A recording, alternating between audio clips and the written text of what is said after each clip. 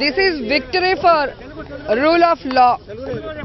ఈ విజయం నాది మాత్రమే కాదు, నా నియోజకవర్గ ప్రజలది.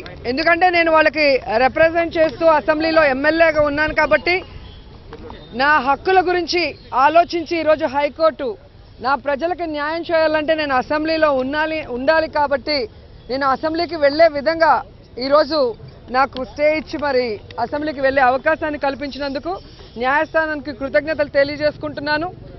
మరి ఎవరికైనా అన్యాయం జరిగినప్పుడు న్యాయస్థానాలు ఖచ్చితంగా ఇన్వాల్వ్ అయ్యి న్యాయం చేస్తాయి అన్న నమ్మకాన్ని వమ్ము చేయకుండా ఈరోజు నాకు న్యాయం దొరికినందుకు నిజంగా చాలా సంతోషిస్తున్నాను. న్యాయస్థానాల మీద నాకున్న నమ్మకాన్ని ఈరోజు రెట్టింపు చేసుకున్నాను నేను. Thank you so much.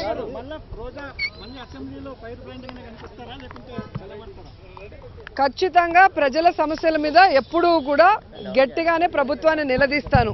ఎందుకంటే నేను రాజకీయాల్లో 1999లో వచ్చాను. ఆ రోజు నుంచి ఈ రోజు వరకు పార్టీ ఏదైనా కూడా ప్రజల సమస్యల మీద పోరాడుతూ ఉన్నాను.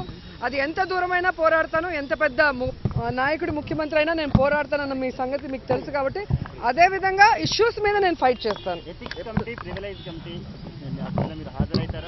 హాజరవుతాను. దాంట్లో నేను తప్పు చేయనప్పుడు హాజరు కాకుండా తప్పించుకోవాల్సిన అవసరం లేదు. అండ్ ఇప్పటి వరకు కోర్టులో నాకు ప్రతిసారి రావాల్సి ఉండటం వల్ల వెళ్ళలేకపోయాను. ఖచ్చితంగా అటెండ్ అయ్యి జరిగిన అన్ని విషయాల మీద నేను వివరణ ఇస్తాను. ఖచ్చితంగా ఈరోజు అసెంబ్లీకి వెళ్తాను.